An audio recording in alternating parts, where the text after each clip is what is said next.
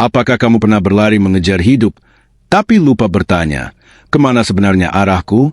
Manusia modern sibuk melangkah maju, seringkali tanpa memeriksa apakah jalan itu benar-benar pilihannya sendiri. Kita dipuji atas ambisi, dihargai karena kerja keras, tapi jarang diajarkan seni berhenti tanpa merasa gagal.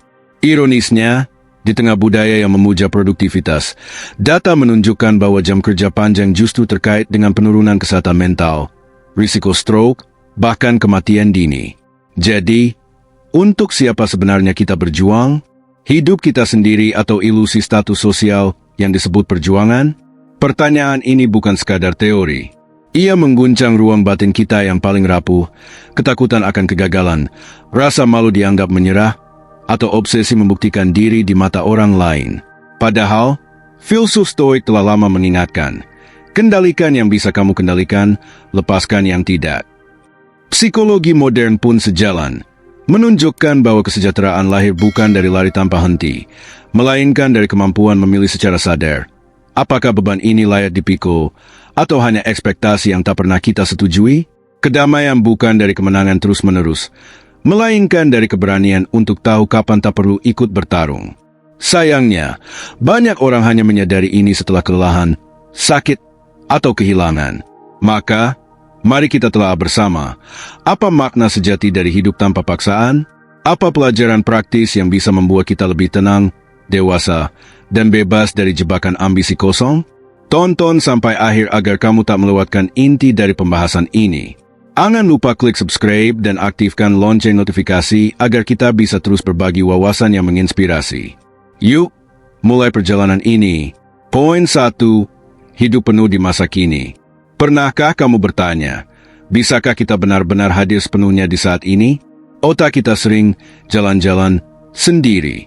Penelitian menunjukkan, hampir separuh waktu sadar kita dihabiskan untuk melamun, mengenang masa lalu, atau mencemaskan masa depan. Jika sulit fokus pada detik ini, itu bukan kelemahanmu. Itu sifat alami otak. Namun, Stokisme menawarkan solusi sederhana tapi mendalam. Fokus pada yang bisa kamu kendalikan, lepaskan yang tidak. Marcus Aurelius menulis, hidup kita selalu sekarang, sisanya hanya ilusi. Bukan berarti kamu harus berhenti memikirkan masa depan, tapi memilih. Energi terbatas ini, apakah untuk sesuatu yang bisa diubah atau hanya membuat resah? Kehidupan modern, budaya produktivitas, dan ritme sosial mendorong kita menatap jauh ke depan. Rencana bulanan, target tahunan, deadline demi deadline. Akibatnya, hadir di momen ini terasa seperti kemewahan, seolah hanya orang malas yang bisa menikmatinya. Padahal, penelitian Zimbardo tentang orientasi waktu menunjukkan bahwa terlalu fokus pada masa depan justru mengurangi kemampuan menikmati hidup saat ini. Bayangkan, kamu memegang kopi hangat, aromanya menggoda, tapi pikiranmu sudah lari ke rapat berikutnya, target minggu depan, atau ketakutan akan kegagalan. Kopi itu jadi sekadar cairan pahit, bukan pengalaman. Paradoksnya, kita punya banyak hal, tapi jarang benar-benar hidup di dalamnya.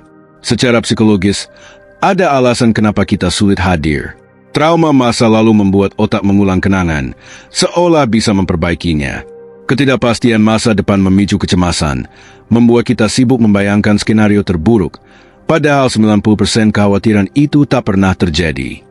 Otak kita memang berevolusi untuk lebih peka pada ancaman ketimbang rasa aman, jadi wajar jika sekarang terasa sempit. Tapi, apakah mustahil? Tidak. Penelitian mindfulness menunjukkan, latihan pernapasan sederhana selama 10 menit bisa menurunkan stres, menstabilkan detak jantung, dan meningkatkan kejernihan pikiran. Teknik CBT seperti worry time juga efektif, batasi waktu khusus untuk cemas. Di luar itu, latih diri untuk hadir. Epictetus menawarkan alat praktis, pisahkan apa yang bisa kamu kendalikan dari yang tidak. Dengan begitu, energi batinmu tak lagi terbuang sia-sia. Tapi jujur saja, hadir penuh di masa kini tak selalu damai. Kadang, momen sekarang membawa rasa sedih, marah, atau kehilangan. Jika kita berani hadir, emosi itu ikut muncul. Banyak orang lari ke masa lalu atau masa depan untuk menghindarinya. Namun, Stokisme mengajarkan keberanian menerima. Dengan menghadapi apa adanya, kita bebas dari belenggu ketakutan. Pertanyaan untukmu, Maukah kamu terus hanyut di masa lalu atau masa depan yang belum pasti, atau berani hadir di saat ini? Poin 2. Memahami ketidakkekalan hidup. Coba tanya dirimu, adakah sesuatu di dunia ini yang benar-benar abadi? Jawabannya, tidak ada. Semua berubah, bergeser, dan akhirnya hilang. Bukan soal apakah kita akan kehilangan, tapi kapan. Konsep ini mungkin terasa pahit, tapi justru disinilah letak kebebasan. Stoik mengingatkan, tubuh, harta, bahkan orang tersayang tak bisa kita genggam selamanya. Dengan menerima fakta ini, kita berhenti memaksa sesuatu tetap ada. Kita bisa mencintai lebih tulus, tanpa ilusi keabadian. Namun, kenyataan ini sering mengejutkan.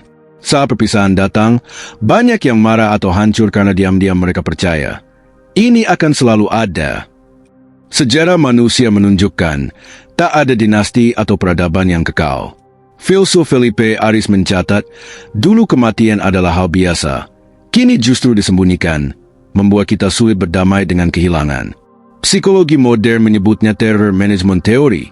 Kesadaran akan kematian memicu ketakutan, sehingga kita berpegang pada simbol keabadian seperti status atau prestasi. Tapi, saat kenyataan menampar, kita jatuh lebih keras. Pikiran, andai saja, atau rasa bersalah justru memperpanjang penderitaan. Penelitian George Bonanno menunjukkan, banyak orang bisa bangkit dengan resilient setelah kehilangan besar. Yang membedakan bukan peristiwa, melainkan cara pikir. Lalu, bagaimana menghadapi ketidakkekalan tanpa apatis? Stoik menawarkan memento mori, ingat kematian untuk menumbuhkan syukur. Ada juga premeditatio malorum, bayangkan kehilangan secara terukur agar tak kaget saat itu tiba. Psikologi modern punya acceptance and commitment terapi untuk melatih penerimaan tanpa tenggelam. Ritual kecil seperti menulis nilai hidup atau berbincang dengan keluarga juga membantu kita lebih lentur. Menariknya, kesadaran akan kefanaan membuat rasa sayang lebih dalam. Bayangkan memeluk seseorang sambil tahu ini mungkin pelukan terakhir. Bukan kesedihan, tapi kehadiran penuh yang muncul. Namun, ada yang berpendapat menerima kefanaan terasa nihilistik. Kalau semua lenyap, untuk apa berjuang? Viktor Frankl menjawab, manusia bisa bertahan asal tahu untuk apa. Ketidakkekalan bukan kekosongan, melainkan undangan untuk memberi makna pada yang sementara. Bayangkan berjalan di sore hari, daun jatuh, udara berubah. Kamu tahu momen ini tak kembali. Justru karena itu, ia berharga.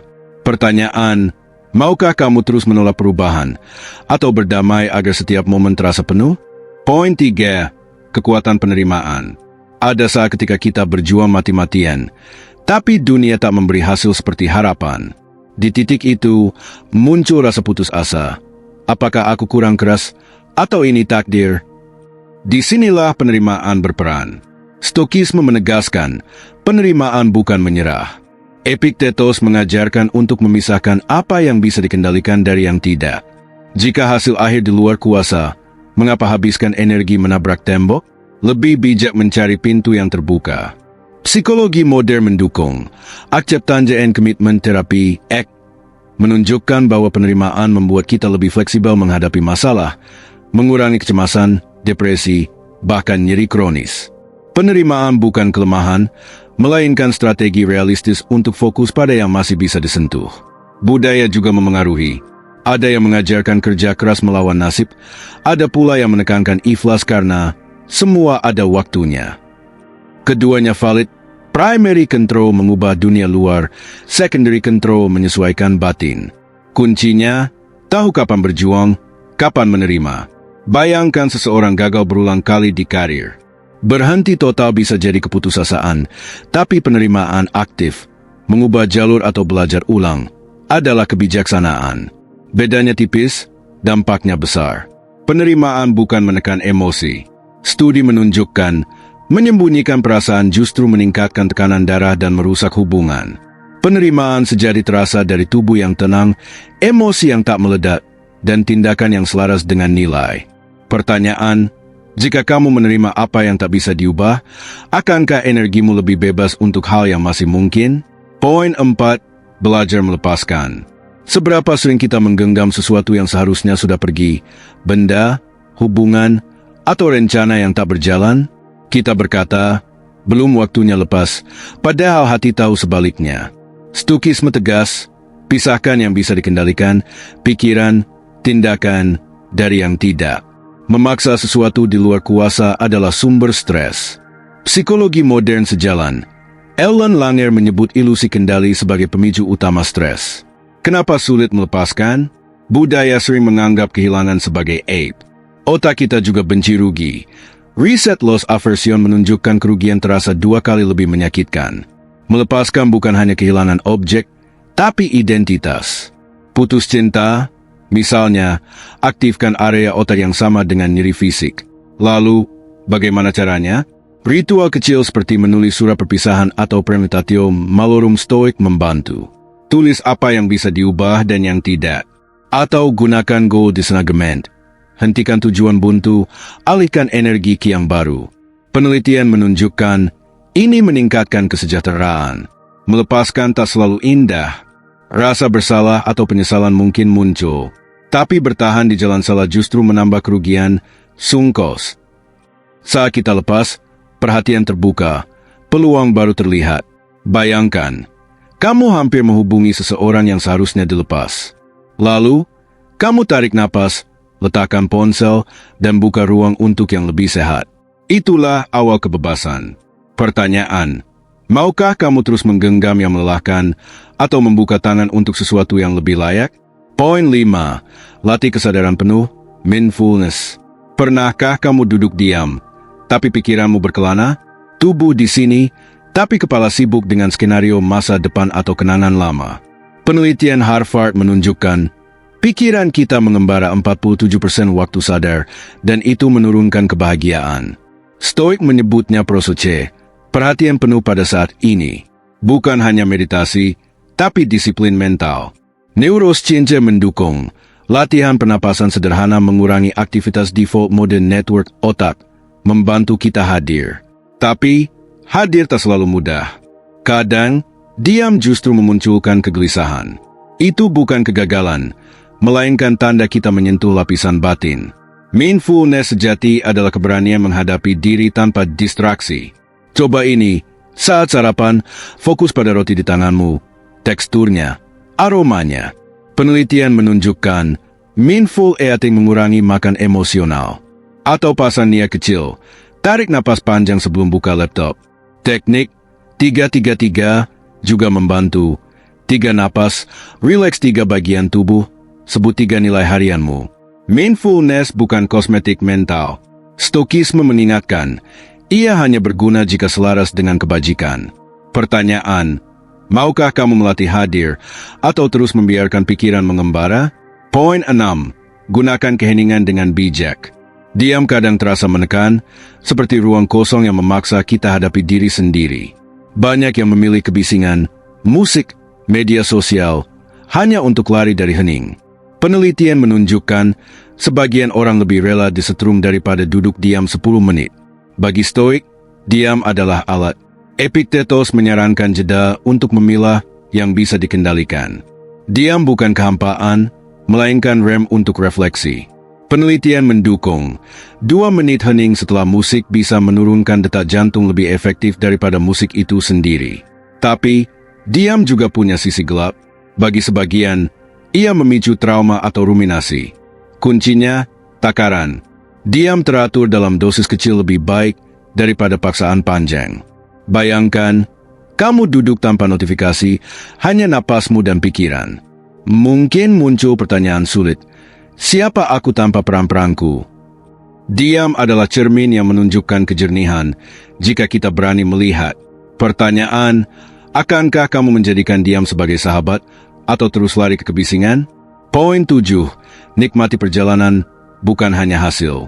Hidup sering terasa seperti lomba menuju garis akhir. Tapi, saat sampai, kenapa sering ada kekosongan? Stoik mengingatkan, kebahagiaan bukan di ujung jalan, melainkan di setiap langkah. Seneca berkata, obsesi pada hasil membutakan kita dari momen sederhana. Psikologi modern setuju, otak lebih terpicu oleh proses reward prediction error ketimbang hasil. Raifo Falacci menunjukkan, kebahagiaan dari pencapaian besar sering fana. Menikmati perjalanan, Derit sepatu di tanah, angin di wajah, mengubah persepsi kita. Bayangkan mendaki gunung. Jika hanya fokus pada puncak, setiap langkah terasa beban. Tapi, jika hadir, perjalanan itu sendiri jadi hadiah. Riset Mastery Goals menunjukkan, fokus pada proses membuat kita lebih gigih. Pertanyaan, akankah kamu terus mengejar garis akhir, atau mulai menikmati langkah kecil yang membentukmu? Poin 8. Temukan kebahagiaan dalam hal sederhana. Kenapa segelas kopi hangat atau obrolan singkat dengan keluarga bisa terasa lebih tulus daripada pencapaian besar? Otak kita cepat beradaptasi, hedonic adaptation, membuat kebahagiaan dari harta cepat pudar. Tapi, tawa bersama teman atau jalan di alam melepaskan opioid alami, menurunkan ruminasi. Stoik mengajarkan, kebijaksanaan adalah bersyukur atas yang sederhana. Bayangkan duduk di teras, mendengar suara cicak, langit sore menyelimuti. Kedamaian itu tak meledak, tapi hangat. Namun, ada yang bilang kebahagiaan sederhana hanyalah pelarian dari realitas keras. Memang, kebutuhan dasar harus terpenuhi. Tapi, setelah itu, data menunjukkan tambahan harta tak selalu menambah bahagia. Pertanyaan, akankah kamu terus mengejar yang besar, atau berhenti sejenak untuk melihat kebahagiaan di sekitarmu? Poin 9. Seni bersyukur. Bayangkan duduk di ruangan sunyi, pikiran penuh dengan apa yang belum dimiliki. Lalu, satu pertanyaan muncul, kenapa aku jarang bersyukur atas yang sudah ada? Otak kita lebih peka pada kehilangan, membuat kita merasa selalu kurang. Tapi, syukur bisa dilatih. Menulis 3 hal baik setiap malam meningkatkan kesejahteraan. Syukur bukan berhenti berjuang, melainkan menyeimbangkan ambisi.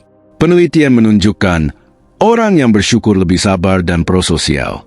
Namun, syukur bisa disalahartikan sebagai alasan untuk malas. Stokisme mengajarkan, terima yang tak bisa diubah, bertindak pada yang bisa dikendalikan. Bayangkan kehilangan pekerjaan, tapi kamu masih punya kesehatan dan keluarga. Syukur memberi pijakan untuk bangkit. Pertanyaan, akankah kamu terus fokus pada yang kurang, atau melatih syukur untuk melihat yang sudah ada? Poin 10. Hargai kesendirian. Saat sendirian, tanpa distraksi, kamu berhadapan dengan dirimu sendiri. Itu bisa tenang, tapi juga gelisah. Kesendirian sering disalahartikan. Sebagian melihatnya sebagai kedewasaan, lainnya sebagai kegagalan sosial. Otak kita aktif saat sendiri, memproses refleksi dan rencana. Tapi, terlalu lama sendirian bisa memicu kesepian kronis yang berdampak buruk pada kesehatan. Kuncinya, keseimbangan. Bayangkan di taman, hanya kamu dan angin. Jika nyaman, ide-ide segar muncul. Jika tidak, rasa hampa bisa datang. Gunakan kesendirian untuk menata, jurnal, meditasi, atau jalan tanpa gadget. Data menunjukkan, menulis 15 menit 3 kali seminggu membantu mengurai emosi. Pertanyaan, akankah kamu menjadikan kesendirian sebagai ruang untuk mengenal diri, atau lari darinya? Kesimpulan, tarik napas panjang. Perjalanan ini, dari hadir di masa kini hingga menghargai kesendirian, punya satu benang merah, jangan memaksakan hidup di luar kendalimu. Kita sering terjebak seperti pelari maraton tanpa garis finish, kelelahan tanpa tahu mengapa. Psikologi modern menegaskan, hedonic adaptation membuat pencapaian hanya memberi euforia sesaat. Uang membantu hingga titik tertentu, tapi kedamaian batin tak bisa dibeli. Stokisme dan acceptance and commitment terapi menawarkan solusi, fokus pada sikap dan tindakan yang bisa dikendalikan. Bukan berarti menyerah. Ini soal memilih pertempuran yang tepat. Bayangkan di persimpangan malam. Satu jalan ramai, tapi bukan milikmu. Yang lain sepi, tapi damai. Hidup penuh tawaran gemerlap, tapi kadang jalan sunyi yang memberi kejernihan. Jadi, jangan memaksakan hidup. Atur layar kapalmu, bukan anginnya. Temukan ritme di mana kamu bisa berkata, ini cukup dan aku siap melangkah lagi. CTA penutup. Jika kamu merasa terinspirasi, share video ini ke temanmu dan mari kita terus belajar bersama. Subscribe dan nyalakan notifikasi untuk lebih banyak wawasan yang membumi.